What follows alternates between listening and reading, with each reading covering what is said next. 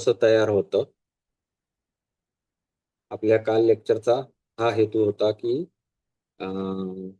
दोन प्रकारे चित्ताची बीज आहेत. पहिलं बीज काय आहे? प्राण परिस्पंद प्राणस्परिस्पंद. आणि दुसरं दृढ भावना. हा, वासना. किंवा त्यालाच त्यांनी शब्द काय वापरला?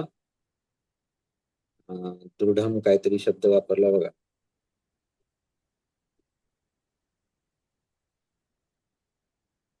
दृढ भावना. दृढ भावना हा शब्द वापरलेला.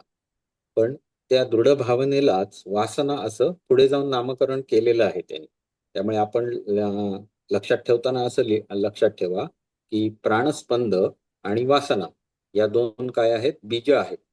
त्यापैकी चित्ताची उत्पत्ती प्राणाद्वारे कशी होते, प्राणस्पंदाद्वारे कशी होते हे आपण काल बघितलं. आता त्याचं दुसरं बीज जे सांगितलं, दृढ भावना किंवा वासना, ते आपण आता बघणार आहोत. ठीक आहे. ज्ञानवृत्ती ही 28व्या श्लोकावर आहोत आपण. ज्ञानवृत्ती ही प्रकटिताम अनुभूताम च राघव चित्तस्य उत्पत्तीम अपराम वासना जीविताम शृणु. ज्ञानी पुरुषों के द्वारा भली प्रकार उपदिष्ट. म्हणजेच आप्तवचनाद्वारा हे सिद्ध आहे. हे जे काही सांगता आहेत हे आप्तवचनाद्वारा सिद्ध आहे. तथा स्वयं अनुभूत म्हणजे वसिष्ठ ऋषींनी स्वतः अनुभूती घेतलेली आहे. वासनाओं से जीवन पर्यंत उज्जीवित इस चित्त की दूसरे प्रकार से उत्पत्ती सुनिये. आता चित्ताची उत्पत्ती सांगत आहे दुसऱ्या प्रकारे. दृढ भावनया त्यक्तपूर्वाम परविचारणम यदा दानम पदार्थस्य वासनासा प्रकीर्तिता. पहले के जन्मों की दृढ़ भावना से देह आदि जड़ पदार्थों का जो अहम मम इत्यादि से संस्कार रूप से आदान होता है या फिर ग्रहण होता है, वह यदि पूर्वापार विचार से शून्य हो जाता है तो वह वासना शब्द से व्यवहृत होता है. वासयति भावयति इति वासना. वासयति भावयति इति वासना. इस व्युत्पत्ति से आत्मा को देह आदि भावों में भावित करने वाला संस्कार वासना कहा गया है. पूर्वापार के विचारों से युक्त जीवन मुक्त महात्माओं का देह आदि संस्कार वासना नहीं है, क्योंकि विरोधी पूर्वापार विचारों से समन्वित होने के कारण उनको उक्त संसार देहादि भावों में भावित नहीं कर सकता. यह भाव है. आता हे नीट समजून घेऊया. पूर्वापार म्हणजे अनादि कालापासून या कोणाचे? चित्ताचे अनेक जन्म, चित्ताचे नव्हे, या आत्म्याचे जेवढे काही जन्म होतात त्यानुसार या देहाला तो धारण करत असतो. बरोबर? पूर्वापासून. आणि ही देह धारण करण्याची त्याची जी दृढ भावना आहे, दृढ संस्कार झालेला आहे, तो संस्कार म्हणजेच आपण त्याला वासना असं म्हणतो. आता ही वासना कशा पद्धतीची आहे?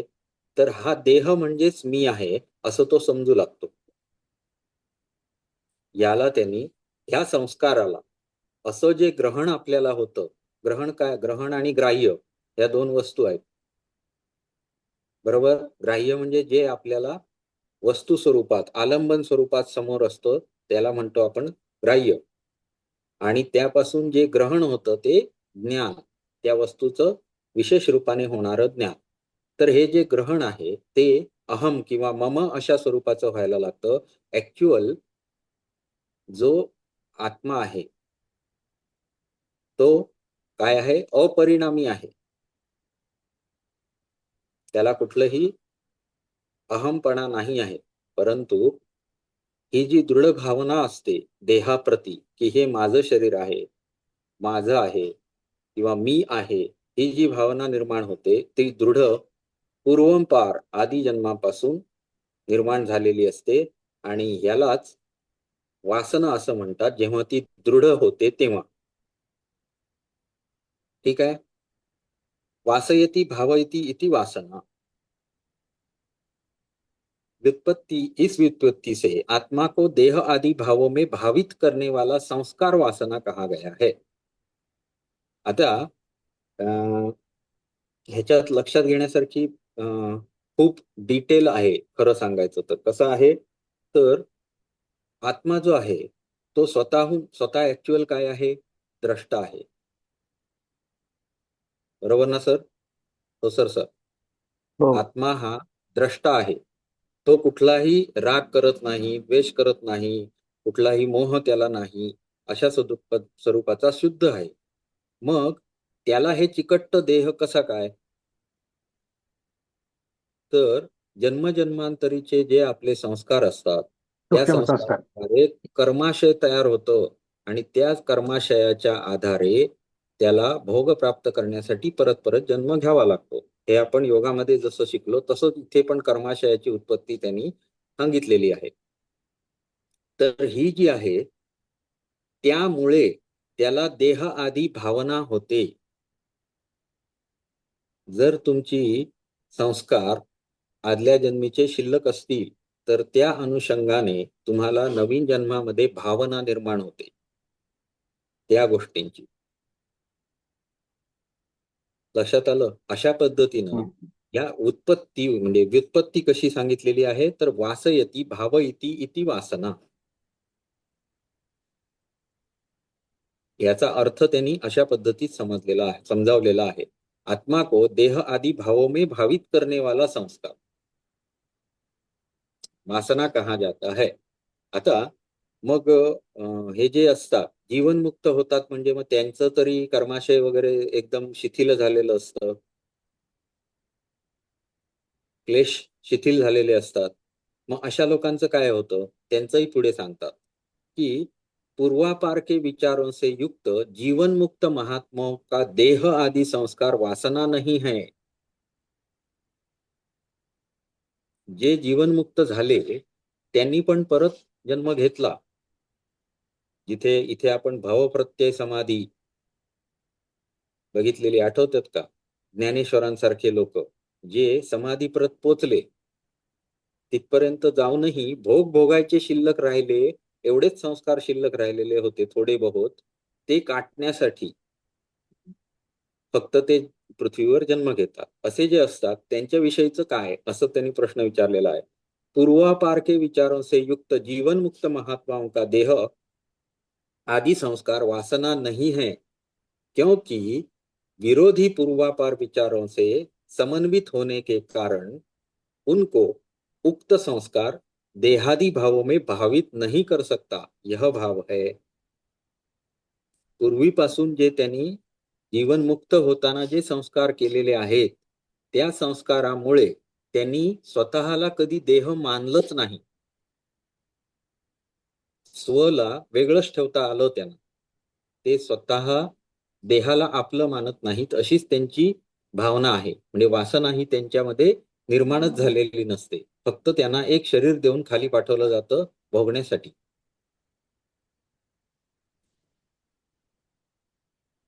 ठीक आहे. यह भाव है म्हणजे हे समजून घ्यायचं आहे. तो देहादी भाव में भावित नहीं कर सकता, यह भाव है. भावित तीव्र संवेगाद आत्मना यत्तद एव सहा भवत्ति आशु महाबाहो विगतेतर संस्मृति ही. हे महाबाहो, तीव्र संवेग से आत्मा के द्वारा जिस पदार्थ की भावना की जाती है तत्काल ही वह आत्मा अन्य संस्मरणों को छोड़कर तद्रूप हो जाता है. संस्कार जे उद्बुद्ध होतील ते वृत्तीच्या स्वरूपात उद्बुद्ध होतील, वासना निर्माण होईल आणि मी जसं काल सांगितलं आईस्क्रीम खायचं आहे.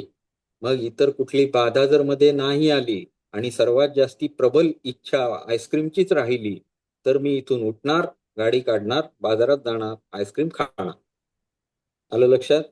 तर तीव्र संवेग जेव्हा असतो, तीव्र संवेगानाम आसन्नः आपल्याला तिकडे पण आलेलं होतं की. तर हम्म. योगदर्शन मध्ये पण आहे आलेलं. हो हो ते आहे. फक्त काय सांगितलेलं की समाधी प्रतीचा संवेग, तीव्र संवेग हा तिथे समजावलेला होता. तसंच हा तीव्र संवेग, जर तुमच्या वासनेचा संवेग तीव्र असेल तर तेवढ्या तत्परतेनं तुम्हाला काय होईल, अं, आत्मा अन्य संस्कारों को छोड़कर तद्रूप हो जाती है, त्याप्रमाणे होऊन जाईल. तद दृग्रूपः तादृग्रूपः स पुरुषो वासना विवशीकृतः यत् पश्यति तद एतत् तत् सद्वस्तु इति विमुह्यति। वासना के द्वारा अत्यंत वशीकृत उस भावना से भावित वह पुरुष जिस किसी को देख लेता है, उस सबको वह सद्वस्तु है इस प्रकार का मोह कर लेता है। इथे काय सांगायचं आहे त्यांना, तर असा जो मनुष्य आहे तो सद्वस्तू ब्रह्म आहे हे मानायला तयार होत नाही. सद्वस्तू या अर्थाने इथे काय म्हणायचं आहे, मूल तत्व ब्रह्मच आहे हे मानायला तयार होत नाही. तो काय म्हणतो, नाही नाही, हायड्रोजन मॉलिक्यूल हा पहिला, त्याला ऑक्सिजन जोडतो म्हणून पाणी होतं. अरे पण हायड्रोजनच्या अलीकडे कोणतरी आहे? नाही, हायड्रोजनच आम्ही बघू शकतो, हायड्रोजनच तत्व आहे. सद्वस्तू तो बघू शकत नाही. नाही. ओके, अशा पद्धतीने तो मोहात पडलेला आहे असं त्यांचं म्हणणं आहे. सद्वस्तू त्याला दिसत नाही. वासना वेग वैवश्यात स्वरूपम प्रजहाती तत् भ्रांतं पश्यति दुर्दृष्टिः सर्वं मदवशादिव. जर कोणाला कळलं नाही तर तिथेच थांबवा आणि पटकन प्रश्न विचारा. खूप पाठचा प्रश्न विचारलात की गोंधळ होतो, परत पाठी जायला लागतं. ठीक आहे. वासना वेग वैवश्यात म्हणजे वासनाच्या वेगाने काय होतो, वासनामध्ये वशीभूत झाल्यामुळे, वेगाने तीव्रतेने वासनेच्या वशीभूत झाल्यामुळे, वासना के वेग से पुरुष अपने रूप को छोड़ देता है और जिस प्रकार मदिरा के मद से दृष्टि पुरुष को सब कुछ भ्रमणशील दिखाई पड़ता है, वैसे ही वासना की दुष्ट दृष्टि होकर वासना के द्वारा उपस्थापित समस्त भ्रांत जगत के रूप को देखता है. ज्या पुरुषानं शरीररूपी वासना दृढ केलेली आहे, म्हणजेच तुमच्या आमच्यासारखे जे पामर जन्माला आलेले आहेत त्यांच्याविषयी बोलत आहे, की कशा पद्धतीनं पुरुष हा संसार निर्माण करतो किंवा पुरुष आपलं जीवसृष्टी रूपी लता कशी निर्माण करतो हे आता सांगत आहेत. काय होतं, वासना के वेग से पुरुष अपने रूप को छोड़ देता है. आता त्याचं रूप काय आहे, शुद्ध, अपरिणामी, निर्लेप असं रूप आहे त्याचं. बरोबर आहे. त्यानंतर द्रष्टा अविभाज्य. असं स्वरूप आहे. बरोबर. हम्म. तर हे जे त्याचं रूप आहे त्याला तो सोडतो आणि प्रकृती बरोबर किंवा मायेबरोबर यांच्या हिशोबाने मायेला प्रवृत्त होतो असं म्हणता येईल. तर वासना त्याच्यामध्ये निर्माण होते, जेणेकरून शरीराविषयीची वासना किंवा भाव दृढ होतो आणि त्या भावालाच वासना असं म्हटलेलं आहे. मग काय होतं, तर जे ज्ञानेंद्रियाद्वारे ग्रहण केलं जात आहे ते आत्म्याच्या समोर आणून ठेवलं जात आहे. त्या ठेवलेल्या गोष्टीलाच तो मी म्हणायला लागतो. हे माझं आहे, हा मी आहे, अशी त्याला भावना दृढ व्हायला लागते. मग ही जी आहे दृष्टी त्याला उत्पन्न झालेली, ही कशी दृष्टी आहे? तर ती स्वतःची दृष्टी नाही, ती त्याला प्रदान केलेली, वासनेनं केलेली दृष्टी आहे. आणि मग अशा माणसाला काय म्हणावं लागेल? तर जसा दारू पिल्यानंतर एखादा बेवडा वागतो, तशा पद्धतीत त्याच्या अं, काय वासना से दुष्ट दृष्टि होकर वासना के द्वारा उपस्थापित समस्त भ्रांत जगत के रूप को देखता है. जशी मद्यपानानंतर दृष्टी दूषित होते, तशा पद्धतीत त्याची दृष्टी दूषित होते आणि त्याला सगळ्या जगाची भ्रांती स्वरूप जग हे दिसायला लागतं. असं यांनी याचं वर्णन केलेलं आहे. पुढे असम्यक ज्ञानवान येन भवती अधिपरिप्लुतः अंतस्तया वासनया विशेषेण वशीकृतः. आत्म मिथ्या ज्ञान से युक्त ही पुरुष भीतरी वासनाओं से वशीकृत होकर विष से वशीकृत पुरुष की तरह अनेक मानसी आपत्तियों से विकल रहता है. काय होतो? आत्ममिथ्या ज्ञान से युक्त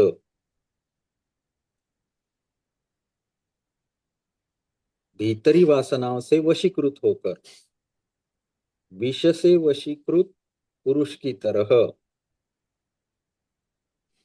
अनेक मानसिक आपत्तियों से विकल रहता है. याच्यामध्ये 2-3 गोष्टी. आता सुरुवातीला उदाहरण कसलं दिलं? दारुड्याचं. दारू हे एक दारू प्रकारचं विषच आहे. बरोबर आहे. विष पिल्यानंतर शरीरामधले जे आपले हे आहेत, सेन्सेस आहेत, ते काय होतात? भ्रमिष्ट होतात. जसं की समजा ॲट्रोपिनचं विष गेलं, तर त्या माणसाची दृष्टी एकदम धुंदळी होऊन जाते. म्हणजे आता हे आम्हाला सगळं मेडिकलचं नॉलेज आहे, पण ते थोडंसं तुम्हाला एक जाऊ दे म्हणून सांगतो. किंवा समजा कोब्राचं विष गेलं. कोब्रा म्हणजे आपण जो काय म्हणतो त्याला, पिवळा नाग. त्याचं विष जर गेलं, तर तो आपल्या सेंट्रल नर्व्हस सिस्टीम किंवा मेंदूवर काम करतं आणि हे सेन्सेस खराब करतं सगळं. मग त्याला टेस्ट जाऊ शकते, त्याचं व्हिजन जाऊ शकतं किंवा त्याला ऐकायला कमी येऊ शकतं, काही पण होऊ शकतं. सेंट्रल नर्व्हस सिस्टीमवर परिणाम करतं. अशा पद्धतीनं जसं विष आपल्या म्हणजे प्रत्यक्ष ज्ञानाला बाधा निर्माण करतं, तशा पद्धतीत आत्ममिथ्या ज्ञान, मिथ्या म्हणजे भ्रमक भ्रम भ्रम किंवा अप्रत्यक्ष म्हणजे मिथ्या, भ्रामक ज्ञान. भ्रामक ज्ञान. तर त्यानं हा युक्त होतो. कशामुळे? वासनामुळे. या वासनेच्या आहारी जाऊन भीतरी वासनाओं से वशीकृत होकर. आता वशीकृत हा शब्द इथे वापरला आणि पुढे वर्णन कशाचं दिलं? तर विषाचं. विषाने वशीकृत झाल्यानंतर म्हणजे ज्याला विष दिलं गेलं आहे अशा पुरुषाचे जसे सेन्सेस खराब होतात, तशाच पद्धतीत स्वतःच्याच वासनांमध्ये वशीकृत झाल्यामुळे हे विषरूपी वासना त्याला मिथ्या ज्ञान घ्यायला प्रवृत्त करतात. त्याचे सेन्सेस स्वतःच बिघडवतात. थोडक्यात आत्ममिथ्या ज्ञान त्याला व्हायला लागतं. आणि अशा प्रकारचा जो विष वशीभूत पुरुष आहे, तो काय होतो? मानसी आपत्तियों से विकल रहता है. विकलांग हा शब्द माहिती आहे तुम्हाला? हा, म्हणजे ज्याचे अंग विकल आहेत, म्हणजे ज्ञानेंद्रिय ज्याची विकल आहेत, असा असा मानसी आपत्तियों से विकल हो जाता है. पुढे मतिमंद झालेला. असम्यक दर्शन यस्माद अनात्म्य आत्म्य अनात्मनि आत्मनि भावनम यद वस्तुनि वस्तुत्वम तच्चित्तम विद्धि राघव. हे श्री राम जी, जिससे अनात्म वस्तु में आत्मत्व बुद्धि रूप यथार्थ ज्ञान और अवस्तु में वस्तुत्व रूप अयथार्थ ज्ञान होता है, उसको आप चित्त जानिए. ही चित्ताची व्याख्या आहे. आता आपल्याला पटवून दिलं त्याने. सुरुवातीला दिलं दारूचं उदाहरण, नंतर दिलं विषाने जसं आपल्या विकलांगता येते तशा पद्धतीत याला विकलांग येऊन याला भ्रांती सुरू झालेली आहे आणि या भ्रांतीलाच तो मी असं समजायला लागलेला आहे. आत्ममिथ्या ज्ञान त्याला व्हायला लागलेलं आहे आणि त्याच्या समोर जगाची उत्पत्ती झालेली आहे. असा जो असतो त्याच्यामध्ये काय झालेलं असतं, एक्झॅक्ट रूट कॉज काय आहे, ज्याच्यामध्ये काय झालंय तर अनात्म वस्तूला तो आत्मवस्तू समजायला लागलेला आहे. म्हणजेच ह्या शरीराला मी आहे असं समजायला लागलेलं आहे. शरीर म्हणजे आत्मा आहे का? नाही. परंतु तो मात्र म्हणतो हे शरीर म्हणजे मीच आहे. हे अयथार्थ ज्ञान त्याला व्हायला लागतं. आणि दुसरं काय होतं, अवस्तुमे वस्तुत्व रूप अयथार्थ ज्ञान होता है. ज्या ज्या वस्तू तत्व वस्तू इथे अर्थ काय घ्यायचा, मूळ तत्व. जसं मी तुम्हाला उदाहरण दिलं हायड्रोजन, जे विज्ञान सांगतंय तिथपर्यंतच जाण्याचा अट्टाहास. त्यापुढे या सर्वाच्या पाठी मूळ तत्व असलेलं ब्रह्म आहे हे तो मान्य करत नाही. तो प्रत्येक वस्तू जी गम्य आहे त्याच्या स्वरूपात काय बघतो, वस्तू बघत असतो, किंवा जी शोधता येईल अशीच वस्तू तो मूळ पदार्थ असं त्याला म्हणायला सुरुवात करतो. अशा पद्धतीत तो मिथ्या ज्ञानयुक्त होतो. अयथार्थ ज्ञान होता है, उसको आप चित्त जानिये. याला चित्त असं म्हटलेलं आहे. अनात्म वस्तूला आत्मवस्तू समजणे आणि अवस्तूला वस्तुरूप अयथार्थ ज्ञान होणे हे चित्ताचं लक्षण आहे. पुढे दृढाभ्यास पदार्थ एक वासनाद वासनाद अतिचंचलम चित्तम संजायते जन्म जरा मरणकारकम. हे भद्र, दृढ़ अभ्यास के कारण देह आदि पदार्थों में अहम मम आदि आत्माध्यास रूप एकमात्र वासना से ही जन्म जरा और मरण में हेतुभूत अति चपल चित्त की उत्पत्ति होती है. या मिथ्या ज्ञानाच्या आहारी गेल्यामुळे शरीराविषयी जी वासना निर्माण झालेली आहे ती वासना चित्ताची उत्पत्ती करते आणि हा दृढ अभ्यास होतो. परंपरानं चालू असलेला अभ्यास हा आहे, पूर्वापार चालू असलेला अभ्यास आहे. आणि दृढ अभ्यास के कारण काय होतं, देह आदी पदार्थांना अहम आणि मम हे दोन आपण गोष्टी चिकटवतो. हे मी आहे आणि हे माझं आहे, या दोन माझं आहे. गोष्टी चिकटवल्या की आत्माध्यास आत्माध्यास रूप एकमात्र वासनासेही जन्म जरा जन्म और मरणाचे फेर. याचं कारण हे वासना होतात आणि अति चपल चित्त की उत्पत्ति होती है. यदा न वास्यते किंचित ध्येयोपादेय रूपी यत् स्वीयते सकलम त्यक्त्वा तदा चित्तम न जायते. जो कुछ भी हेय स्वरूप और उपादेय स्वरूप वस्तु है वह जब अस्तित्व प्राप्त नहीं करती और सबका परित्याग कर अवस्थित रहती है तब चित्त उत्पन्न नहीं होता. आता ही ज्या आतमध्ये आपल्या शरीरात जी वस्तू आहे ती दुःख स्वरूप म्हणजे हेय स्वरूप और उपादेय स्वरूप उपादेय वस्तु है. वह जब अस्तित्व प्राप्त नहीं करती म्हणजेच काय, तर ती स्वतःला अहम मम असं काही म्हणून घेत नाही, फक्त दृष्टा स्वरूपातच राहते तेव्हा आणि सबका परित्याग कर अवस्थित रहती है तदा दृष्टु स्वरूपे अवस्थानम. सबका परित्याग करके अवस्थित रहती है तब चित्त उत्पन्न नहीं होता, त्यावेळी चित्त उत्पन्न होत नाही.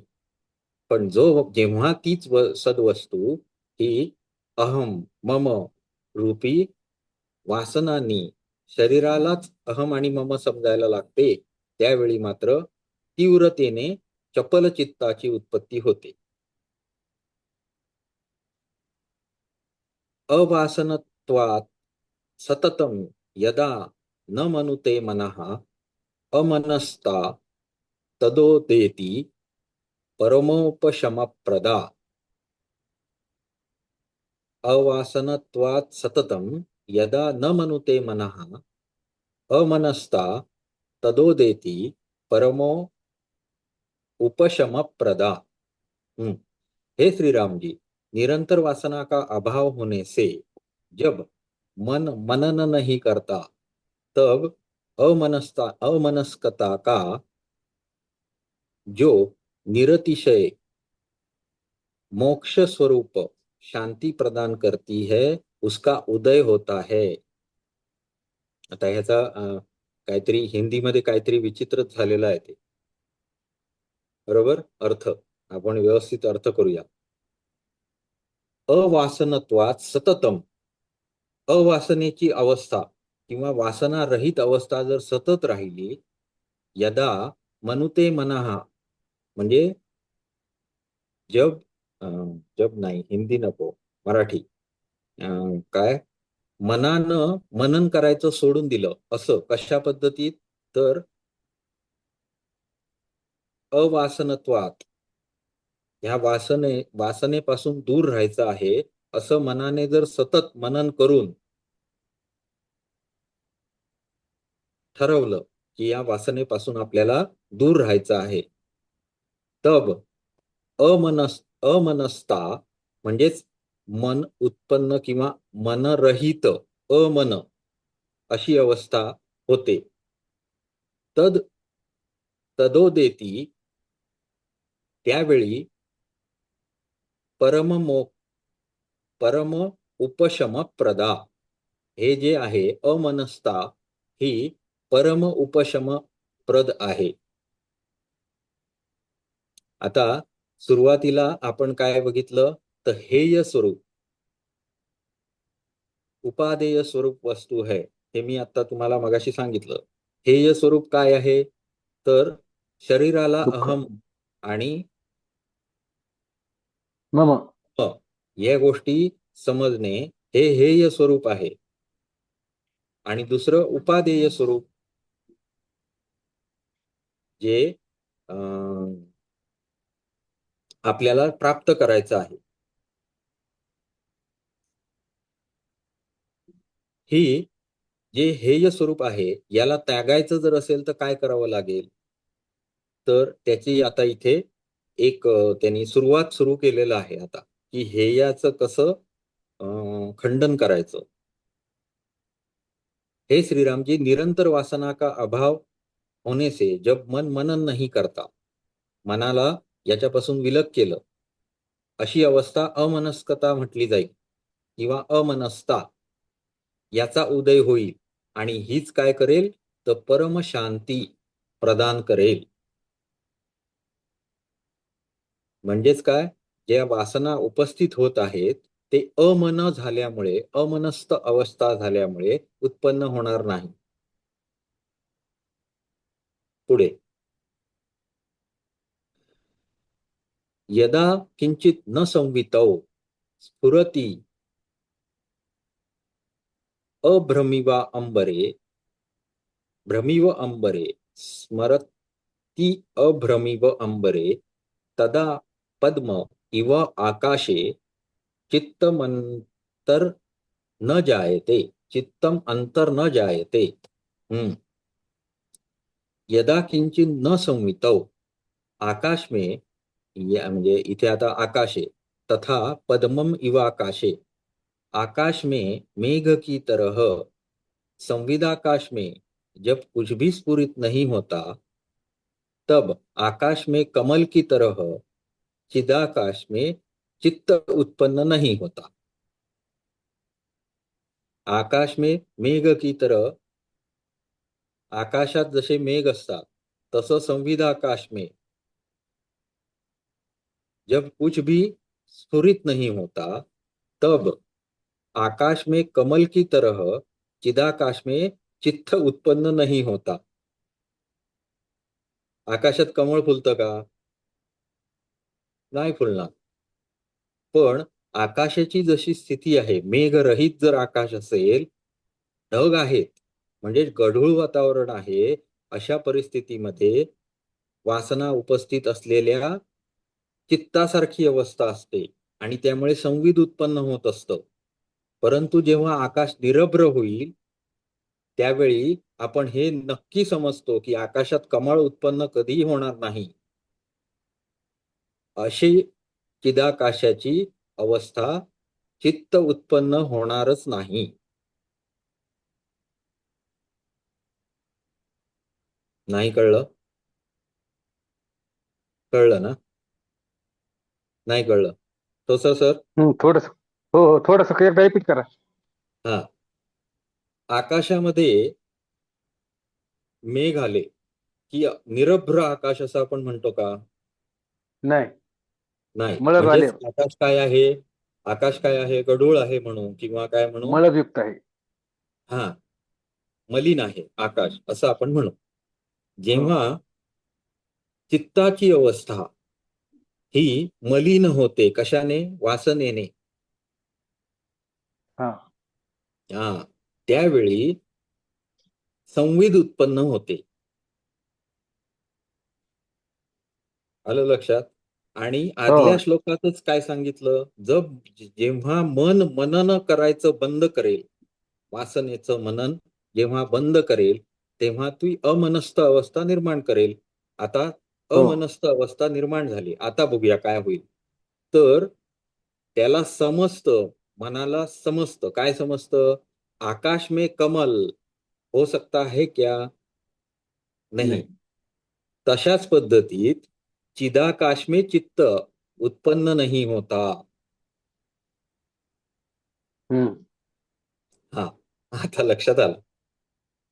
यदा न भाव्यते भावः क्वचित जगती वस्तुनी तदा, ह्या जो श्लोक आहे ना, हा श्लोक हम्म. इम्पॉर्टंट मध्ये लिहून ठेवा. 38 नंबरचा श्लोक हा तुम्ही तुमच्या ह्याच्यात टाका. कुठे जर लिहिता आलं तुम्हाला तर टाका. चित्ताची उत्पत्ती कशी होते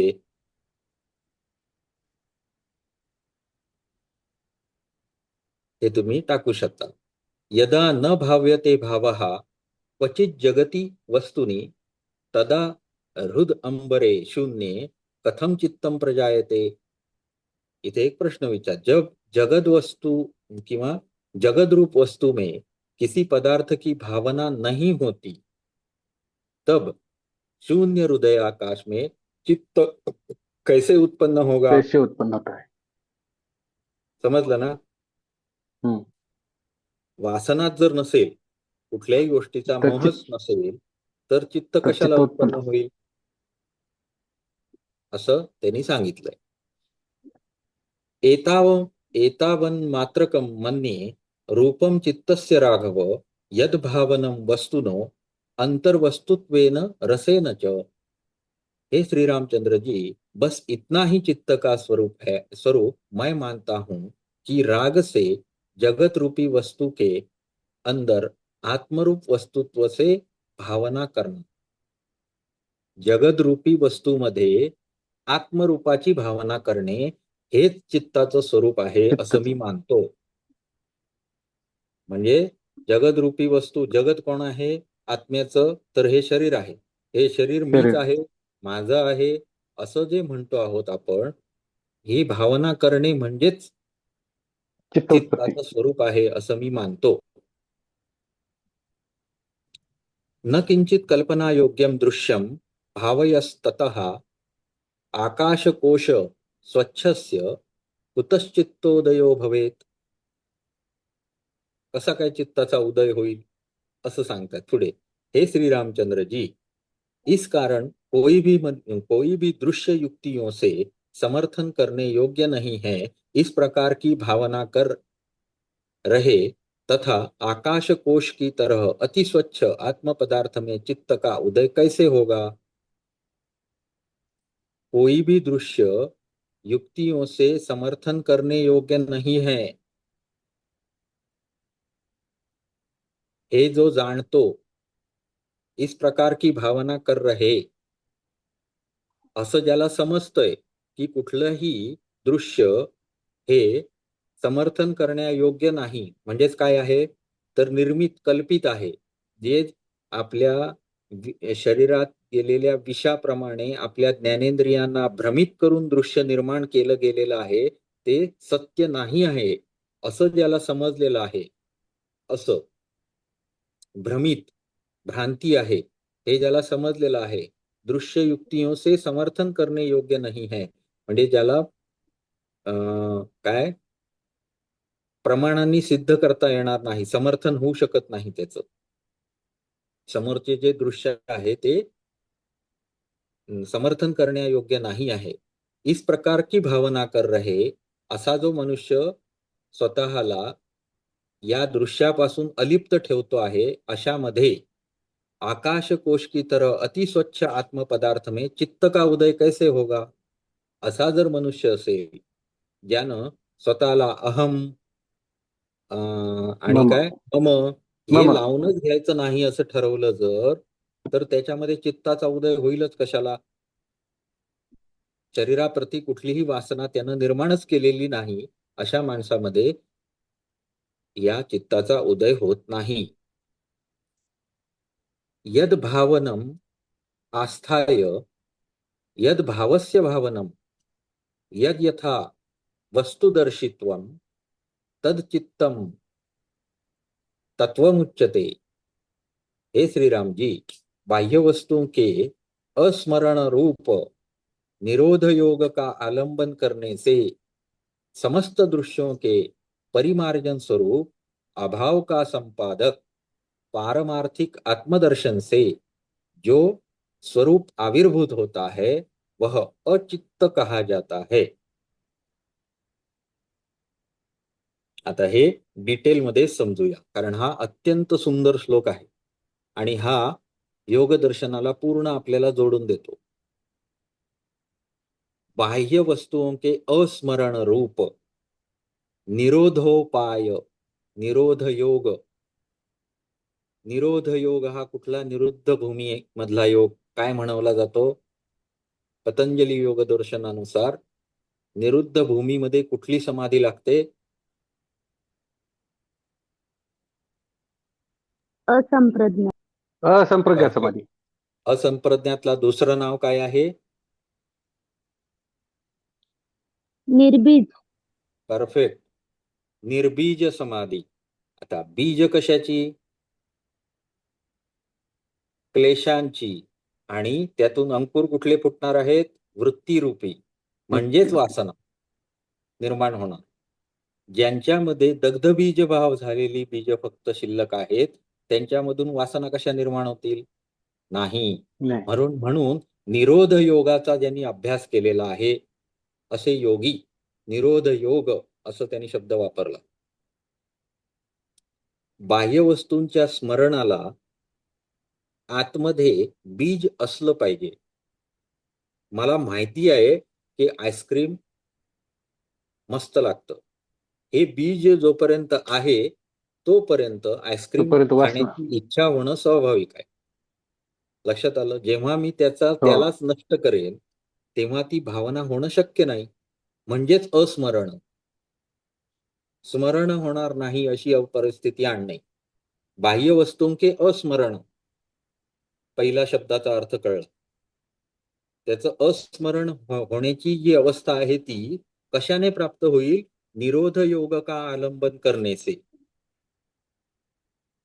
निर्बीज समाधीचा अभ्यास केल्याने समस्त दृश्यों के परिमार्जन स्वरूप, सगळी जी दृश्य उत्पन्न होत आहेत ती या वृत्तींपासूनच उत्पन्न होत आहेत, त्यालाच यांनी वासना असं नाव दिलेलं आहे. कोणीतरी होय म्हणा, नाहीतर नाही तरी म्हणा.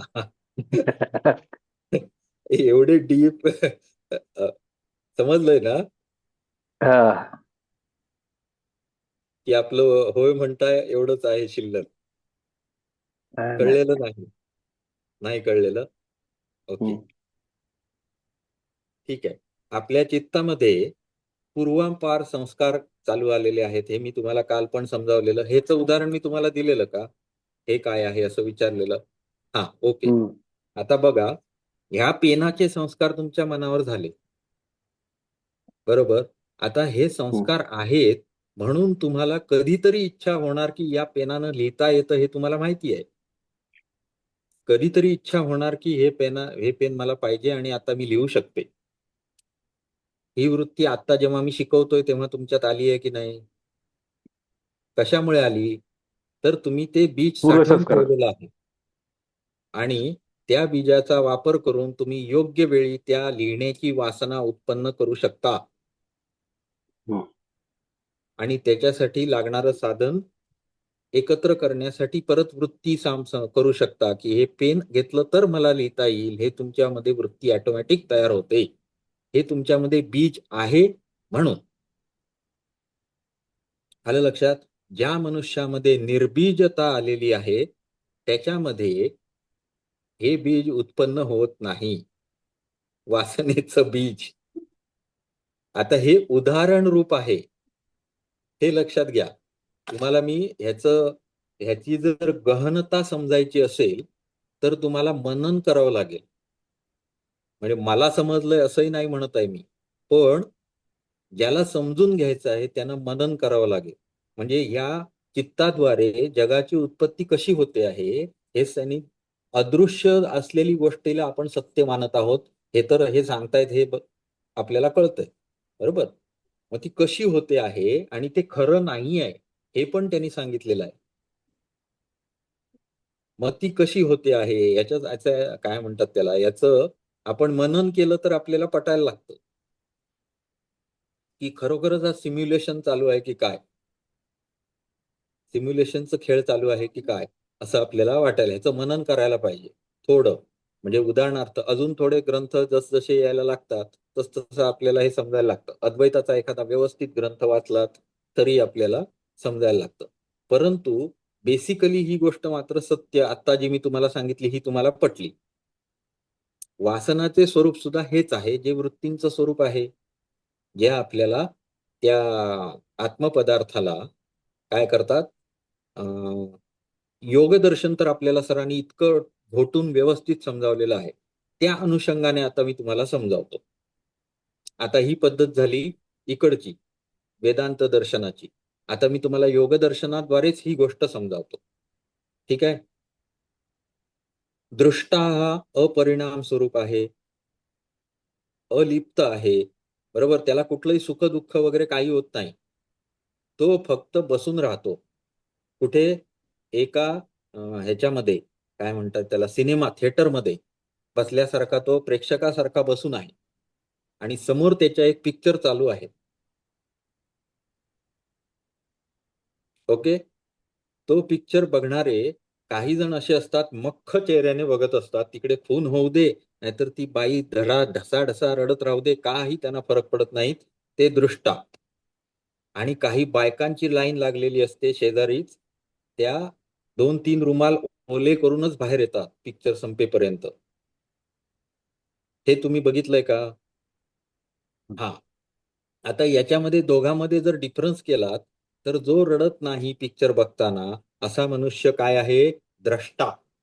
द्रष्टा. त्याला माहिती आहे हे जे चाललेलं आहे हे काय आहे, खोटं काम आहे समोर चाललेलं. तो द्रष्टा आहे. आणि जो त्यात स्वतः गुंतला, अशी ज्या 2-3 रुमाल भिजवून बाहेर येतात ते त्याला स्वतःच मध्ये बघायला लागतात. त्यांच्या भावना उद्दीपित होतात त्याला बघून. त्यांना सगळं दुःखमयच वाटायला लागतं. अरे रे, त्याच्या बाबतीत असं कसं झालं म्हणून त्याला रडायला येतं. ढसा रडून त्या स्वतःलाच तिथे गुंतवून टाकतात. ही स्वतः गुंतवण्याची जी प्रकार आहे यालाच वासनेनं जगाची उत्पत्ती असं म्हटलेलं आहे. त्यावेळी तुम्ही त्याचं जग जगलात की नाही? जो कोणी नायक होता, नायिका होती, त्याचं जग तुम्ही जगलात म्हणून तुमच्यामध्ये या भावना निर्माण झाल्या. ओके. तर हे झालं दृश्य. आता याचा आपण योगामध्ये हे करू, काय करू, नावं योगाची लेबल रूपांतर. ह्याला सगळ्याला देऊ. जो बसलाय त्याला काय म्हटलेलं आहे? द्रष्टा. द्रष्टा. त्याला कुठल्याही भावना नाहीत, तो सुख दुःख काही करू शकत नाही, पण त्याला डोळे आहेत, तो बघणारच आणि तो चेतन आहे. ओके. आता हा कुठे बसवलाय? तर शरीरात कुठेतरी बसवलाय, कुठे माहिती नाही. हृदयामध्ये असं काही उपनिषदात सांगितलंय, अजून कुठे असेल, पण शरीरात तो बसवलाय म्हणून हे शरीर चेतनमय वाटत आहे. ओके. आता येस. असा कुठेतरी बसवणार म्हणजे जनरली कुठेतरी मध्य भागावरच बसवलेला असेल, साधारण हृदयाच्या मुख्य ठिकाणी. मुख्य ठिकाणी. ओके. आता त्याच्या भोवती जे काय असेल ते सगळ्या गोष्टी आपल्याला चेतन वाटायला लागतील. आणि जर तो तिथून निघून गेला तर सगळं अचेतन होऊन जाईल. आत्मा निघून गेला म्हणजेच माणूस मेला की शरीर आहे तसंच दिसतं, काही फरक पडत नाही, पण ते चालू शकत नाही, बोलू शकत नाही, त्याच्यातली चेतनता निघून जाते. म्हणजेच हा द्रष्टा नावाचा कोणीतरी आतमध्ये आहे हे सिद्ध होतं. आता बरोबर. हे जे काही पुढे बनवलं सगळं, म्हणजे काय, ज्ञानेंद्रिय बनवली, कर्मेंद्रिय बनवली, पंचमहाभूतांपासून हे सगळं बनलं. त्याच्या अलीकडे आपल्याला माहिती आहे की हे सगळं आपण योग दर्शनामध्ये शिकलोय. पंचमहाभूतांच्या आधी काय असतं? अहम महाभूत बुद्धी. कशानं बनतात?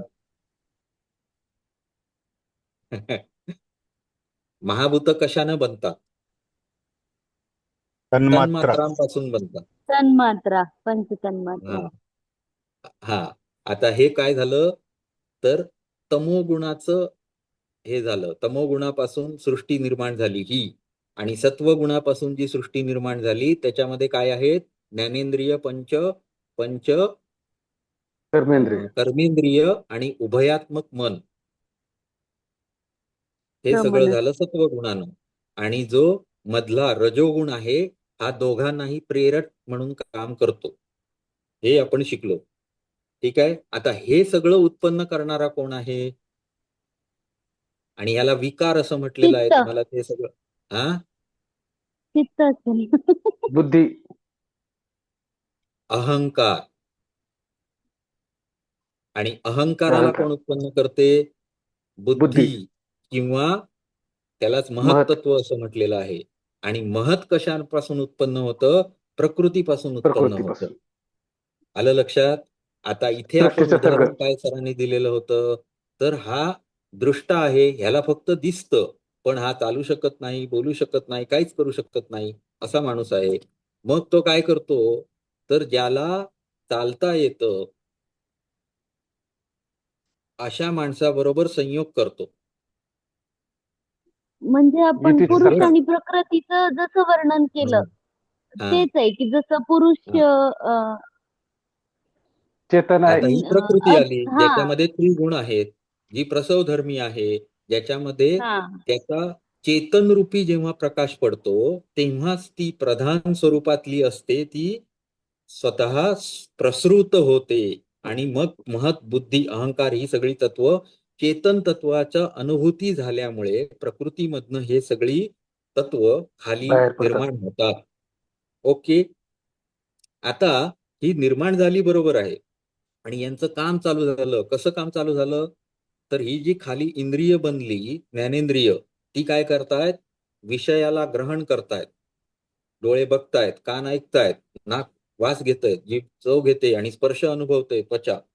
हे सगळं त्यांनी व्हिडिओ रेकॉर्डिंग केलं प्रत्येक गोष्टीचं. आणि बुद्धीला दिलं. अहंकाराकडे आणून दिलं. अहंकार म्हणाला हे माझं आहे, पण मी जरा परखून घेतो, चांगलं आहे की वाईट आहे, बुद्धीकडे दिलं त्यांनी. म्हणून त्यानं महतबुद्धीकडे बुद्धीला पाठवलं. दिलं. आणि महतबुद्धीला जो चेतन तत्व पाठी द्रष्टा बसलेला आहे, तो महतबुद्धी म्हणून जो काही स्क्रीन चालू आहे त्याच्यामध्ये हे प्रोजेक्ट केलं गेलं. हे सगळं दृश्य जे काही समोर त्याला आलं, व्हिडिओग्राफी, ती सगळी समोर एक स्क्रीन चालू आहे, बुद्धी स्वरूप, त्याच्यामध्ये हे प्रोजेक्ट केलं जात आहे. आणि त्याच्या पाठी हा द्रष्टा बसलेला आहे आणि तो ते बघत आहे. आणि मग तो काय म्हणतो? मला आईस्क्रीम पाहिजे. आलं लक्षात? आणि हे त्यानं नुसतं म्हटलं की काय होतं? ज्ञानेंद्रियामधली जी जीभ आहे ती लालावित होते आणि स्त्राव तयार होतात तोंडामध्ये, पोटामध्ये भुकेची जाणीव होते. म्हणजेच काय, शरीर रूपी वासना तयार होतात. आता तरी लक्षात आलं. वासनेप्रमाणे आणखी मी कर्मेंद्रिय आणखी कामाला समजावू लागतात. शकत नाही, याच्याबद्दल काय वाद नाही. नाही, ह्याच्या वासनेप्रमाणे मग पलीकडे नाही कर्मेंद्रिय होऊ शकत. कामाला लागतात ना. हा, आता हे आईस्क्रीम मला सुख देतं, ही भावना आहे कुठे? बुद्धीमध्ये. हा बुद्धीमध्ये. द्रष्टा आहे, ह्याला अपरिणामी आहे, ह्याला सुखही नाही आणि दुःखही नाहीये. दुःखही नाही. पण तो स्वतः त्याच्याबरोबर बघून रडायला लागतो. त्याला ते आईस्क्रीम बघून अरे रे मला पाहिजे असं वाटायला लागतं, हे माझं आहे असं वाटायला लागतं, हे शरीर माझं आहे असं त्याला वाटायला लागतं. ही जी त्याच्यामध्ये भावना निर्माण झाली, ती त्याच्यामध्ये होतच नाहीये हेच त्याला कळत नाहीये. तो त्या बुद्धीला, त्या अहंकाराला आपलं म्हणायला लागलेला आहे. ही त्याची अवस्था झालेली आहे आणि ही परम कालापासून चालू आहे. कित्येक जन्मांचा हा त्यांच्यामधला संबंध आहे आणि त्यामुळे ती दृढ स्वरूपात तयार झालेली आहे. जे जीवनमुक्त पुरुष असतात ते ह्या द्रष्ट्याला तटस्थ ठेवण्याचं काम करतात. म्हणजे हा पहिल्यापासूनच तसाच आहे, फक्त द्रष्टाच आहे. त्याला भावना नाहीत, त्याला परिणामन काही होत नाही, तो निर्लेप आहे. तो स्वतः पहिल्यापासून तसाच आहे आणि हे फक्त जे कैवल्यावस्था त्याची जी आहे, एकल अवस्था, विवेक त्या ख्याती. जोपर्यंत तो त्या लुळ्याच्या ह्याच्यावर मानेवर बसून खांद्यावर. प्रवास करायचा सोडून देत नाही, तोपर्यंत ही अवस्था तशीच असते. तर ही कैवल्यावस्था आहे. असो, तर आपण कुठे होतो? हा, कितव्या श्लोकावर होतो मॅडम? 40 होतं. नाही, 42. 42वा. 42 ना. हे 42. श्रीरामजी, बाह्य वस्तू के अस्मरण रूप. बाह्य वस्तूंचं अस्मरण म्हणजे त्या पडद्यावर काही येऊ दे, त्याचं अस्मरणच. ज्ञानेंद्रियांना काही पण ग्रहण करू दे, त्याचं स्मरण करायचंच नाही, ते मनात ठेवायचंच नाही. आणि निरोध योग. आता योगाला सुद्धा आपल्याला कसं बसवलं जातं? सगळं वर्णन केलेलं आहे. कुठे? भगवद्गीतेच्या 6व्या अध्यायामध्ये. काय सांगितलं? तर जिथे लोकांची वस्ती जास्त नाही अशा ठिकाणी पाण्यापासून जवळ एक कुटी बांधावी. बरोबर? म्हणजे काय? असंग, जास्ती लोक यायला नकोत. म्हणजेच काय? तर ज्ञानेंद्रियांना इनपुट मिळायचे बंद झाले पाहिजेत. कुटी का बांधायची? तर फक्त त्या 4 भिंतीच्या बाहेरचं जग दिसायची गरज नाही. बाहेरून काही जर गोष्टी आपल्याला प्रोव्होक करत असतील आपल्या सेन्सेसना, तर त्या बंद व्हाव्या. त्यानंतर डोळे बंद करूनच, डोळे बंद करायचे. सगळ्यात मोठं ज्ञानेंद्रियाचा भाग जो आहे तो बंद करायला सांगितला. ठीक आहे. त्याच्यानंतर गावापासून बाहेर म्हणजे ते आवाज बिवाज आधीच कमी करायला सांगितलेत त्यांनी. ठीक आहे. तिथे काही खायला बिला सांगितलं नाही. काय सांगितलं? बसा नीट समकाय शिरोग्रीव अवस्थेमध्ये, खाऊ नका, वास घेऊ नका, कानाला आवाज येतील अशी जागाच नको आहे आणि डोळे बंद करा. ठीक आहे. जिथे कीट लुता येणार नाहीत, म्हणजे काय? कुठलेही प्राणी अंगावर मुंगी चढते असं होणारच नाही. म्हणजे स्पर्शाची अनुभूती सुद्धा कुठली ठेवू नका. सगळे सेन्सेस बंद करा. यालाच निरोध अवस्था म्हटलंय. कशाची? बाह्य निरोध फक्त. म्हणजे काय? प्रत्याहार. ज्ञानेंद्रियांना विषय. प्रत्याहार. आता जी आतून अवस्था उत्पन्न होते ती म्हणजे काय? आईस्क्रीम खाण्याची इच्छा. ही संस्कारानं निर्माण झाली. आईस्क्रीम खाल्ल्यावर सुख होतं हे आधी माहिती होतं, तो संस्कार झालेला होता आणि म्हणून त्याची वासना उत्पन्न होते की मला आईस्क्रीम खाल्ल्यानंतर आनंद होणार आहे, आईस्क्रीम खायचं आहे. अशी वासना आतून जी निर्माण होते त्याचा निरोध करा. हा निरोध रूपी काय आहे? योग आहे. त्याचं योग. आलंबन केलं. आलंबन म्हणजे समजलंय तुम्हाला? करने से समस्त दृश्यों के परिमार्जन. सर्व दृश्य जे आहेत त्याचं काय होतं? परिमार्जन होतं. अभाव का संपादक. आता सगळं दृश्य जर समोर बंद झालं तर स्क्रीन कसा होईल? कोरा. कोरा, म्हणजेच अभाव. लक्षात आलं? अभाव रूप होतो पुढे. अभाव का संपादक पारमार्थिक आत्मदर्शन से जो स्वरूप आविर्भूत होता है वह अचित्त कहा जाता है. एवढं सिंपल आहे. नाही कळलं? कळलं एकदम व्यवस्थित. जे हो. पारमार्थिक आत्मदर्शन आहे, म्हणजेच जो स्वार्थी आत्मभावन नाही. पारमार्थिक आणि स्वार्थी असे दोन शब्द आहेत.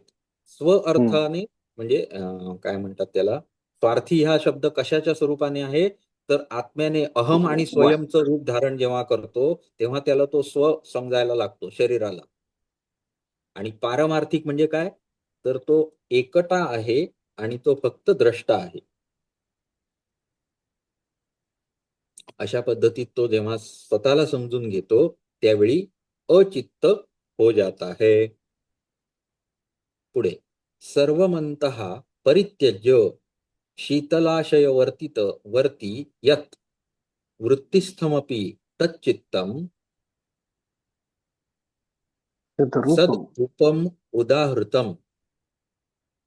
हे श्री राम जी, भीतर से सब कुछ का परित्याग कर सुशीतल ब्रह्मरूपी आशय में लगा हुआ जो चित्त है वह कदाचित वृत्ति से युक्त हो भी गया तो भी वह असत स्वरूप ही है. दग्धपट के अवभास से सत्यपट रूपता कहीं नहीं कही जा सकती, किंतु असत्यपट रूपता से असत्यपट रूपता ही कही जा सकती है. यह तात्पर्य है. आता भीतर से सब कुछ का परित्याग कर, आतून सर्व गोष्टींचा परित्याग केलेला आहे. म्हणजेच काय केलंय, संस्कार दग्धबीज केलेले आहे.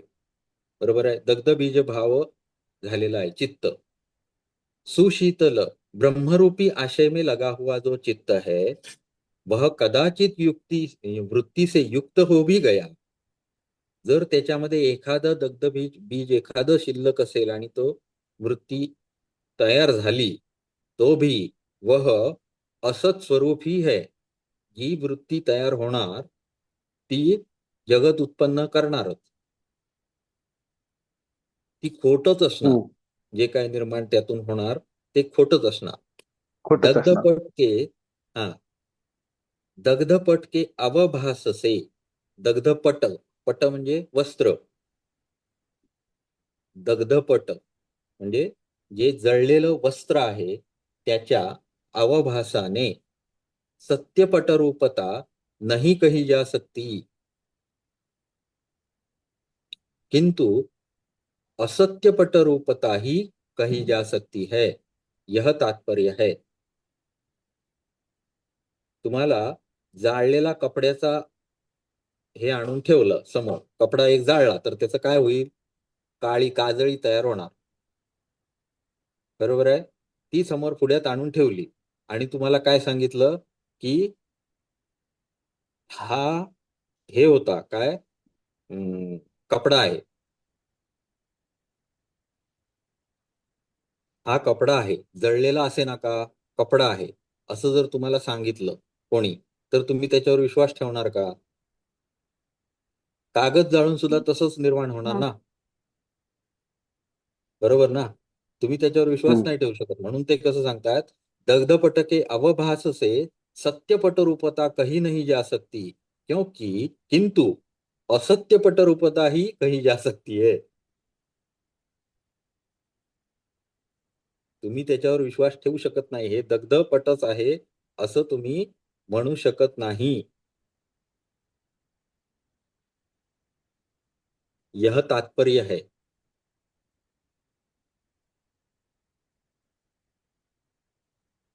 वासनाया रसात ध्यानात रागो यस्य न विद्यते तस्य चित्तम अचित्तत्वम गतम सत्वम तदुच्यते.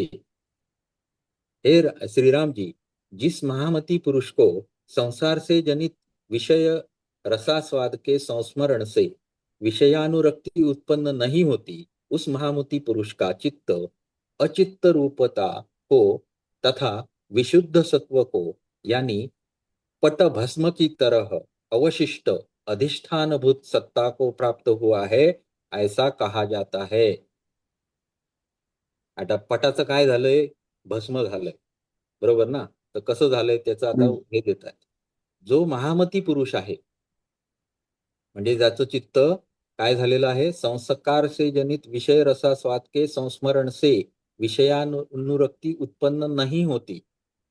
म्हणजे ज्यानं स्वतःला निर्बीज केलेलं आहे, त्या विषयासक्त होत नाही तो.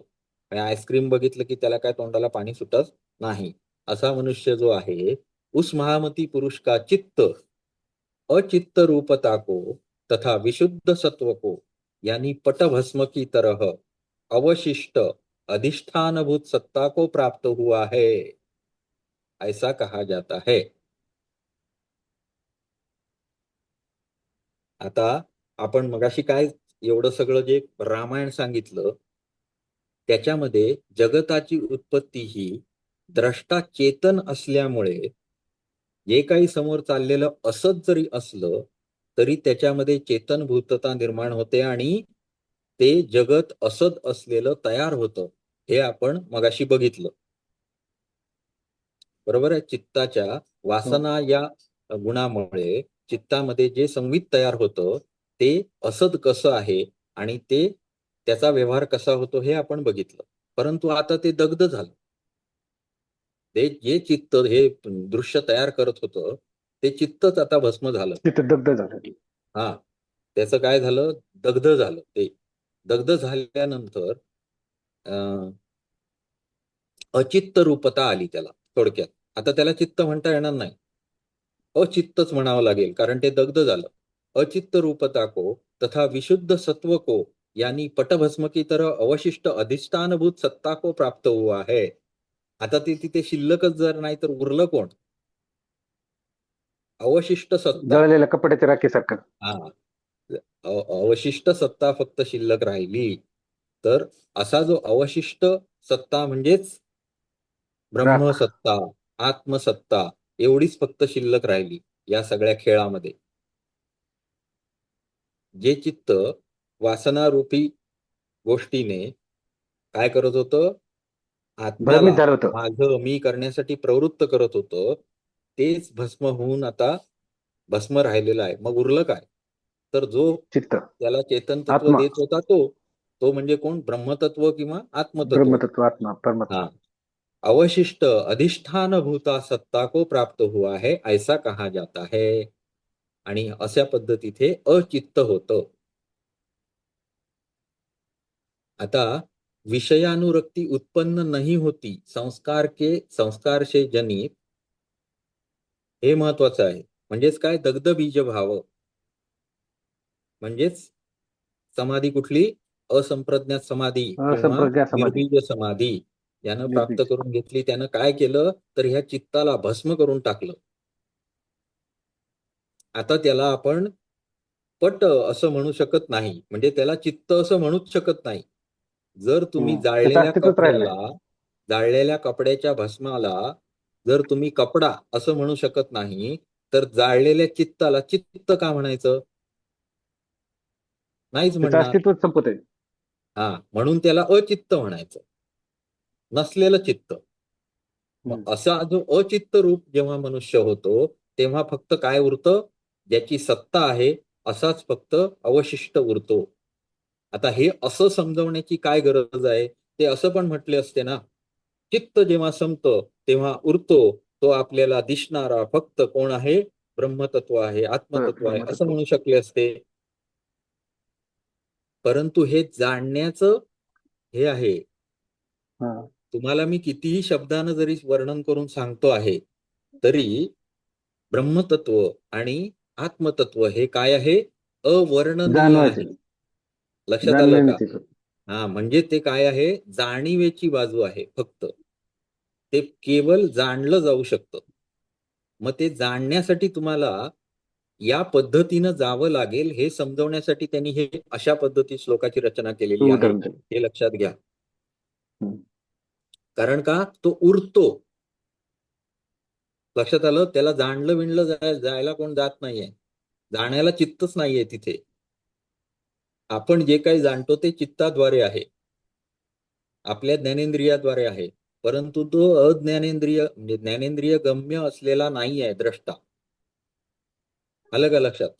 बाकीचे संपले की तो उरतो. चित्त आणि चित्ताचा संसार उद्ध्वस्त झाला की जो उरतो त्याचं अस्तित्व आहे, हो. ती सद्वस्तू आहे, हे लक्षात घ्या. यालाच म्हटलेलं आहे बोध. चला पुढे. घना अनवासनायस्य पुनर्जननकारिणी जीवनमुक्तः स सत्वस्थ चक्रभ्रमवद अस्थितः. जिस महापुरुष में पुनर्जन्म की उत्पादक वासना है नहीं, वह चक्र की भ्रमी के सदृश जग के व्यवहार में निरत होता हुआ भी जीवन मुक्त और सत्वस्थ है. तात्पर्य यह है कि जिस प्रकार कुंभकार के व्यापार के अभाव में भी चक्र का भ्रमण तब तक होता रहता है जब तक उसमें संस्कार रहता है, उसी प्रकार अविद्या के क्षीण होने पर भी संस्कार के अवशिष्ट रहने से जीवन मुक्त शरीर और उसका व्यवहार दोनों प्रारब्ध भोग पर्यंत विद्यमान रहते हैं. एकदम व्यवस्थित समजलं एका फटक्यात. नाही तुमच्या दोघांना मॅडम, दोन्ही मॅडम कळलंय का? अर्थ समजलाय का?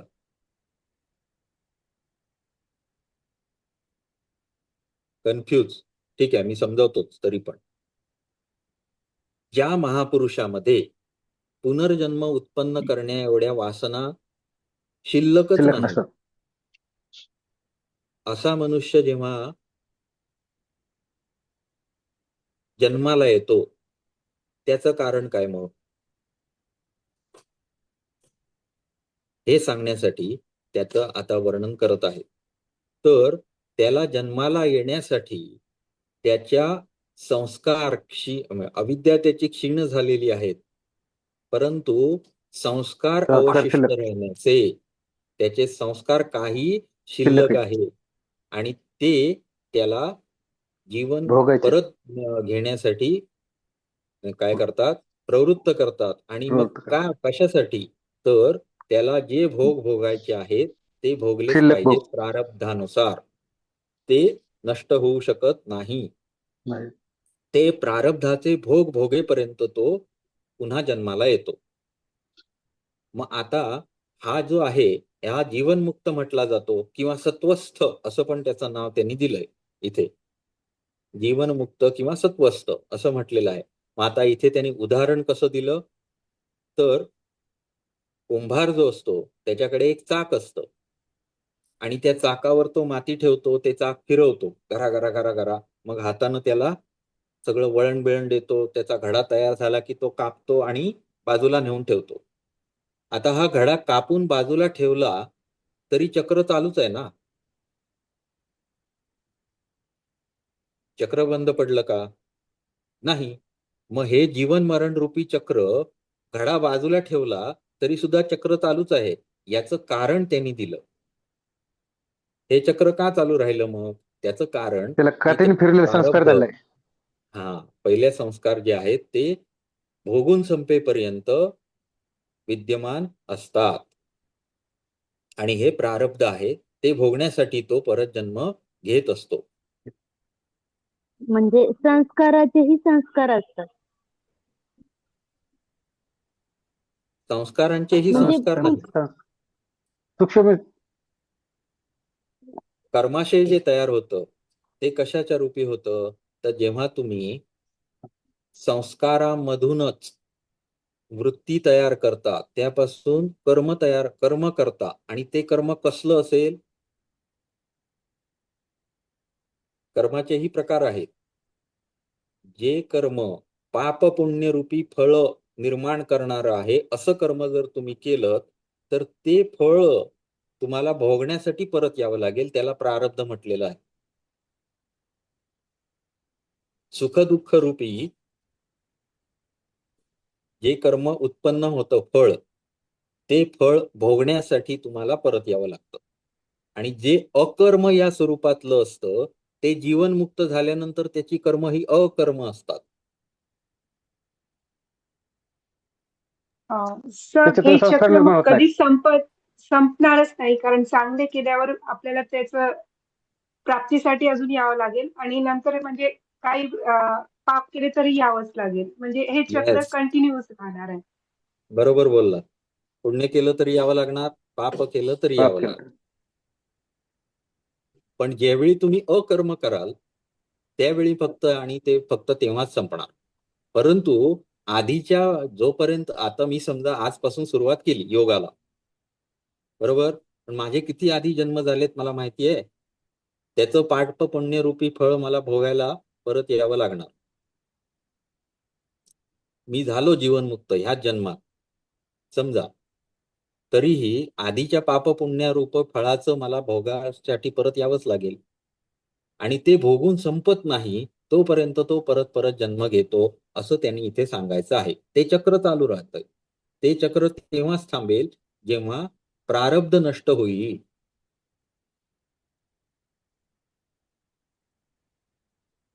समजलं का दीपा कर्मातून मॅडम? कर्मातून योजना संस्कार मॅडम, निर्माण होणार नाहीत. नवीन संस्कार होणार नाहीत का? तर जीवनमुक्त झालाय तो. जीवनमुक्त आता झाल्यानंतर त्याची नवीन कर्म संस्कार कशा निर्माण होणार नाहीत, पण कॅटेगरीतली ते आहेत? अकर्म या जीवनमुक्तचे. कॅटेगरीतली आहेत. हा नवीन संस्कार होत नाहीयेत. पण त्याच्यात जे नवीन जुने संस्कार होत नाहीत, संस्कार मग आहेत पूर्वीचे संपवायचे, ते संपवायला तो भोगून परत संपवायचे. बघून संपवायचे आहे. परफेक्ट. जसं पितामह भीष्माचा जन्म झाला पुन्हा पुन्हा. ते एक कथा होती ना की त्यांनी सरड्याला बाण टोचला आणि म्हणून हो, त्यांनी बाणावर. हो. तर त्या जन्मीचे त्यांचे भोग राहिले होते म्हणून त्यांनी 57 जन्म घेतले हा, त्याप्रमाणे. या अनेक कथा आपल्याला पुराणामध्ये बघायला मिळतात, जेणेकरून त्यांनी हे परत परत सिद्ध केलंय की या अनुषंगानेच तुम्ही कर्माशय संपवा किंवा तुम्ही अकर्म करण्यासाठी प्रवृत्त व्हा. भगवद्गीतेचं सुद्धा महत्वाचं सार हेच आहे. कर्मसिद्धांत मांडणारी भगवद्गीता जी आहे त्याच्यामध्ये परत परत वारंवार ही गोष्ट सांगितलेली आहे. भ्रष्ट बीजोपमा येषाम पुनर्जनन वर्जिता वासना रसनिहीना जीवनमुक्ता ही ते स्थिताः. जिन महानुभवों वासना भूजे म्हणजे बीज के बीजचे सदृश. सदृश्य, पुनर्जन्म से शून्य और रस से वर्जित यानी विषयानुरक्ति से रहित है, वे महानुभाव जीवन मुक्त होकर अवस्थित रहते हैं. तेच आता जे सगळं सांगितलं तेच त्यांच्यामध्ये काय झालेलं आहे, तर त्यांचं आता काय वासना. वासना भ्रष्ट बीज झालेली आहे. आता त्यांच्यामध्ये वासना उत्पन्न होतच नाही. पुनर्जन्म से शून्य, त्यांचा आता जन्म होणार नाहीये. परंतु विषयानुसक्ती सुद्धा त्यांच्यामध्ये झालेली आहे. म्हणजे कारण का, तर त्यांनी सृष्टी उत्पत्ती करायची बंदच केली. चित्ताला दग्धच करून टाकलं. चित्त का पट दग्ध कर दिया है. वे महानुभाव जीवन मुक्त होकर अवस्थित रहते हैं. त्याचं अवस्थित कारण वरच्या ह्याच्यात सांगितलेलं आहे, वरच्या हा श्लोकामध्ये. पुढे सत्वरूप परिप्राप्त चित्तास्ते असते. ज्ञानपारगाः अचित्ता इति कथ्यन्ते देहांते देहांते व्योमरूपिणः. हे श्री रामचंद्र जी, जिसका चित्त सत्वरूपता प्राप्त कर चुका है, ऐसे ज्ञान के पारंगत हुए महात्मा वे महात्मा अचित्त शब्द से व्यवहृत होते हैं. असे जे जीवन मुक्त होकर अवस्थित रहने वाले महात्मा हैं, जीवन मुक्त होऊन जे अवस्थित झाले आहेत असे महात्मा काय म्हणवले जातात? अचित्त शब्द से व्यवहृत होते हैं.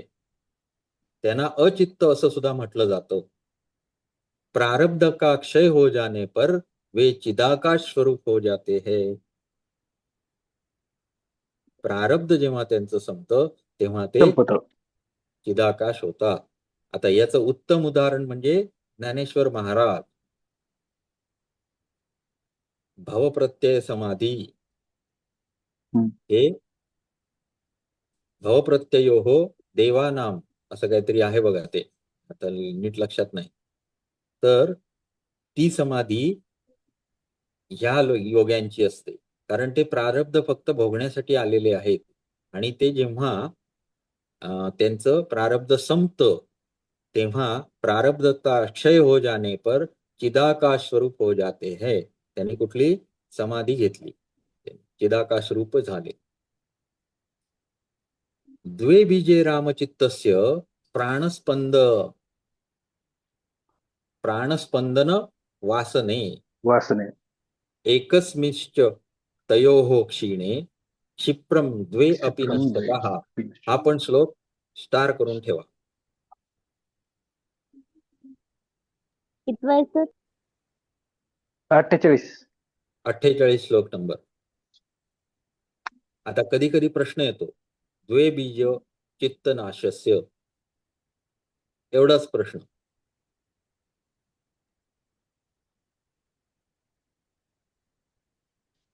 प्राणस्पंद आणि वासना हे काय आहेत? चित्तस्य प्राणस्पंद वासने एकस्मिश्च तयोः क्षीणे क्षिप्रम द्वे अपि नश्यतः. हे श्री राम जी, चित्त के दो कारण हैं, एक तो प्राणस्पंद और दूसरा वासना. उन दो कारणों में से किसी एक का विनाश हो जाने पर तत्काल दोनों ही नष्ट हो जाते हैं. वेगळं आधीचं जे प्राणस्पंद समजावला होता तो आणि चित्तामधला वासना हे काहीही वेगळं नाही. नाही. दोन्ही एकच आहे, फक्त समजवण्याच्या पद्धती वेगळ्या आहेत. पद्धती वेगळ्या म्हणण्यापेक्षा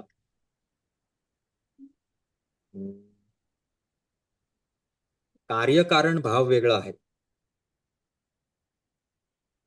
आलं का लक्षात? दोघांची काम करण्याची पद्धती समजवण्यानुसार हे दोन वेगळे आपण प्रकार केले. एक नष्ट झाला की ऑटोमॅटिक दुसरा नष्ट होणार. ठीक दोघे आहे? नष्ट. एकाच नाण्याच्या दोन बाजू असल्यासारखं. हा, एकाच नाण्याच्या दोन बाजू. परफेक्ट बोलला.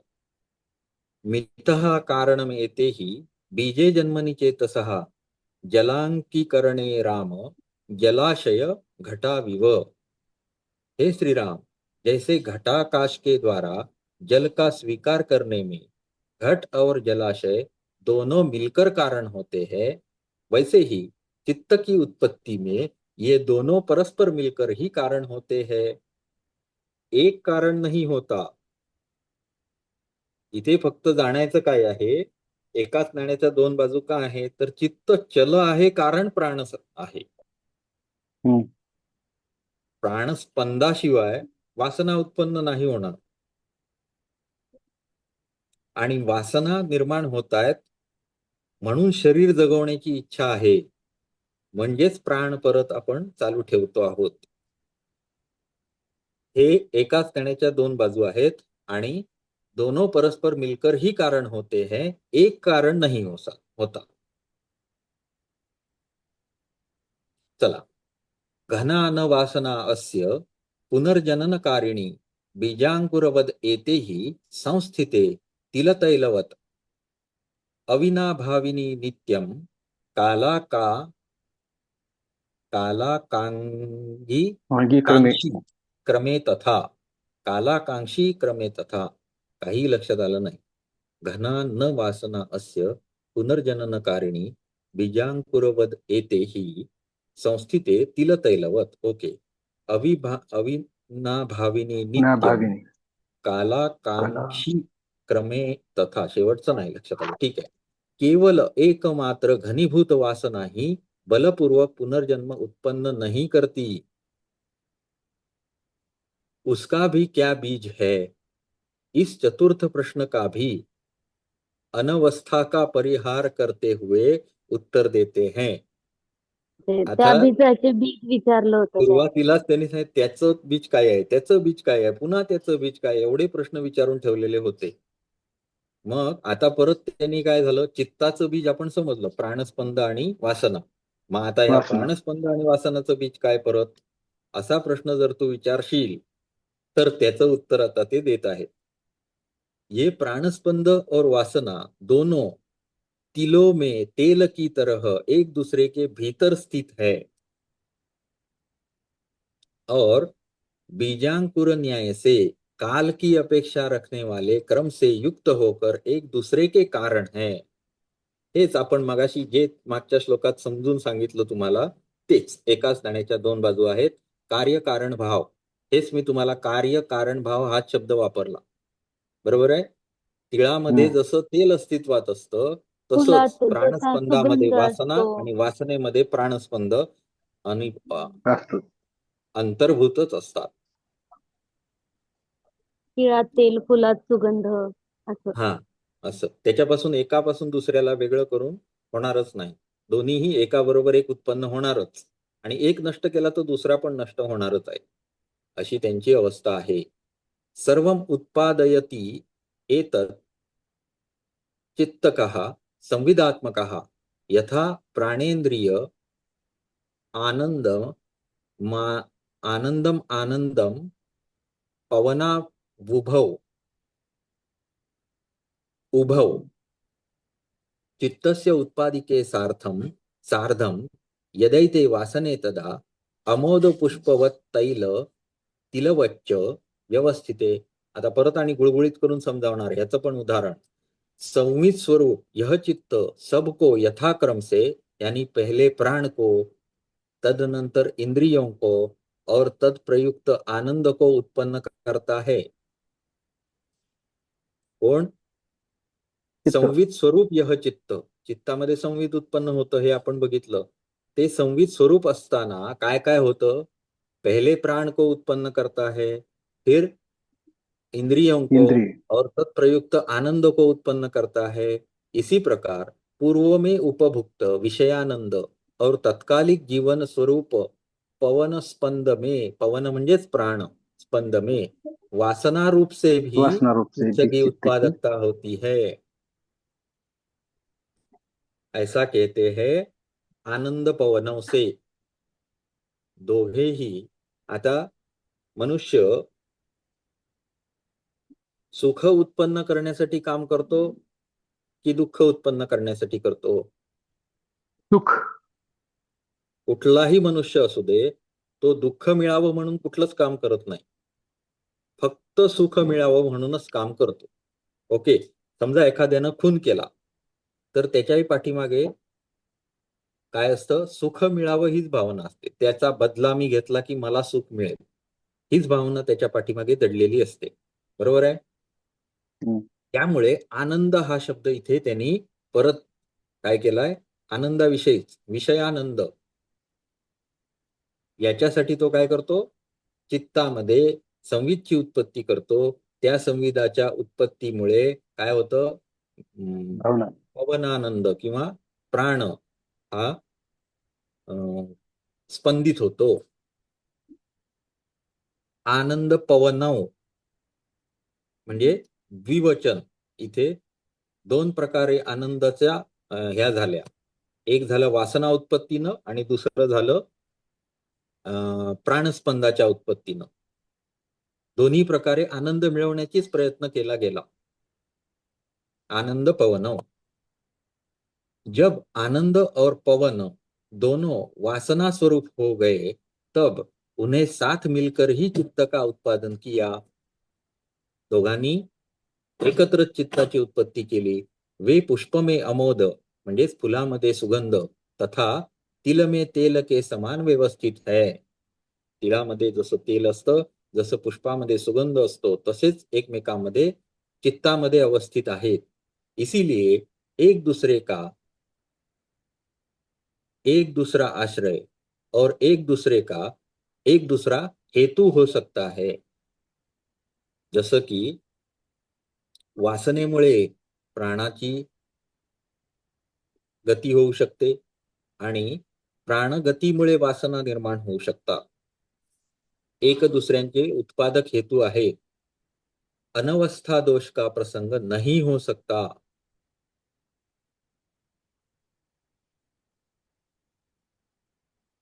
वासनावशतः प्राणस्पंदस्तेन च वासना जायते चित्तबीजस्य तेन बीजांकुर क्रमः। चित्त रूप बीज में वासना से ही प्राणस्पंद होता है और प्राणस्पंदन से वासना होती है। म्हणजे जे मी मगाशी बोलतोय पुढच्या श्लोकाचं ते पुढच्या श्लोकात ते लिहून टाकतायत। चित्त रूप बीज में वासना से ही प्राणस्पंद होता है, प्राणस्पंदन से वासना होती है और उससे बीज का अंकुर क्रम उत्पन्न होता है। उत्पन्न होत आहे. हे चित्ताची संविद रूपी उत्पत्ती होते।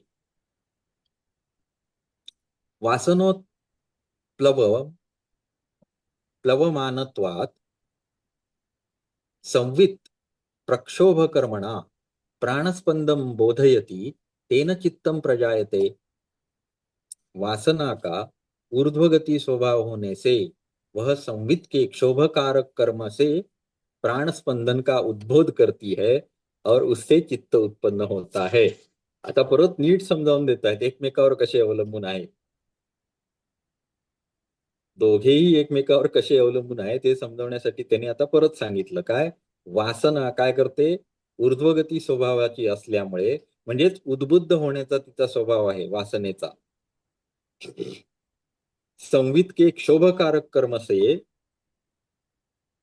प्राण स्पंदन का उद्बोधन करती है और उससे चित्त की उत्पत्ति होती है। पुढे प्राण हा स्पंदन धर्मित्वात् स्पंदने स्पृष्ट हृद्गुणः संविदं बोधयंस्तेन चित्तबालः प्रजायते। स्पंदन धर्ममान होने से हृदयगत राग आदि गुणों की प्रेरणा करने वाला प्राण स्वतः स्पंदन तयार करणारा आहे, त्याचा गुणधर्मच हा आहे की स्पंदन करणे, प्राणाचा गुणधर्मच काय आहे, स्पंदन करणे, अशा धर्मवान तो आहे।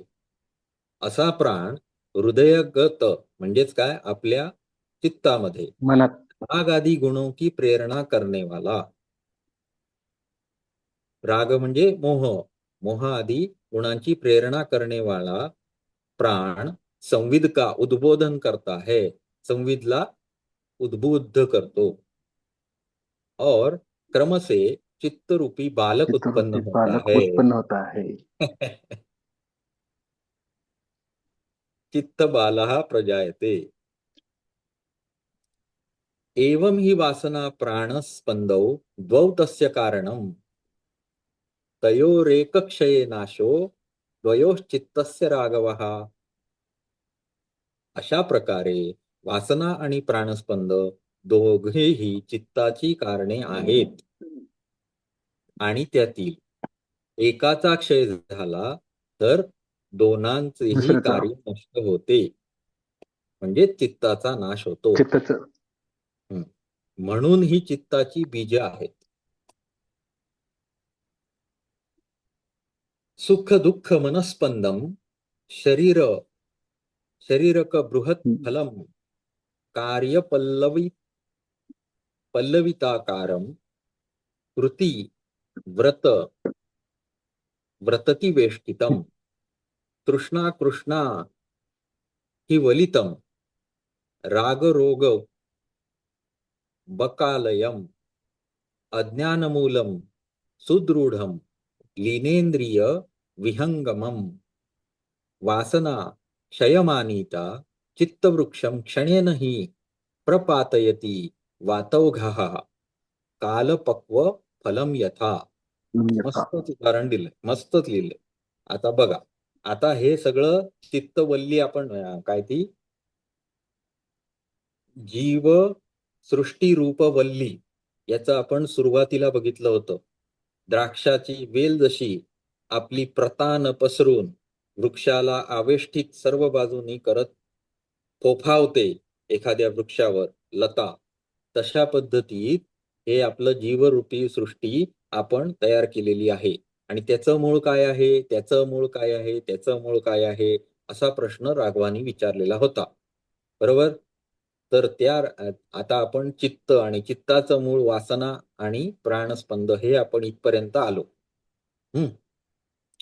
या ज्या वेली आहेत त्याला मोहरूपी काय केलं जातं, पाणी किंवा सिंचन केलं जातं, खत पाणी, थोडक्यात मोहरूपी, असंही आपण तिथे बघितलेलं होतं.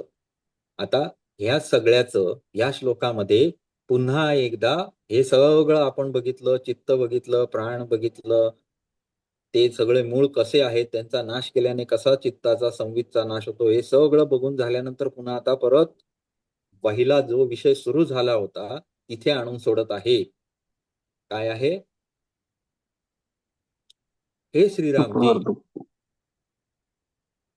समस्त दिशाओं को पांडुर किंवा मलिन करने वाली, नाही हे इथे आहे, सॉरी, कुठे आहे ते? हे श्रीराम जी, सुख और दुःख के सुख और मननात्मक स्पंदन से युक्त, सुख दुःखाचे मननात्मक स्पंदन, प्राण रूपी स्पंदन, शरीर रूपी महान फल से समन्वित कार्य रूपी पल्लवों से पूर्ण आकार को धारण करने वाला, तृष्णा रूपी काले सांपों से वेष्टित, राग तथा रोग रूपी बगुलों का आश्रम, बगुलों का आश्रय, अज्ञान रूपी दृढ़ मूल से दृढ़ संयुक्त, मूल से संयुक्त, अज्ञान रूपी ज्याची मुळं आहेत, इंद्रिय रूपी विहंगमों से स्वच्छंद विहार करणारी इंद्रिय, आक्रांत चित्त रूपी वृक्ष को क्षीणता प्रापित वासना उस प्रकार गिरा देती है जिस प्रकार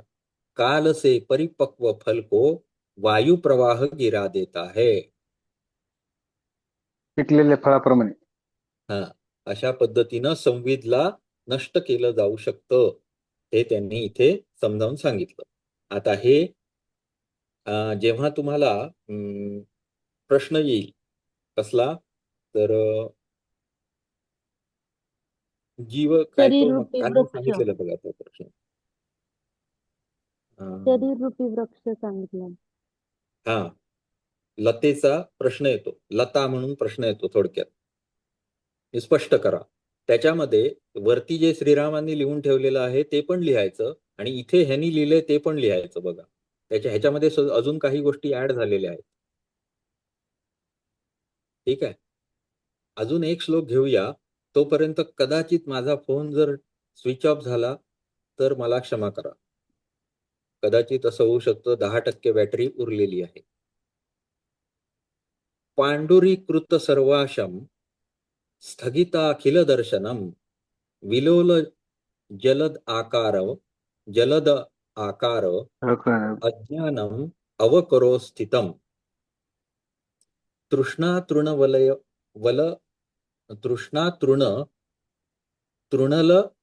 तृणलव व्याप्तम स्तंभाकृति शरीरकम स्फुरत्तनुक्षुब्धम सुखम उत्प्लवनम इति अंतःस्थित महालोकम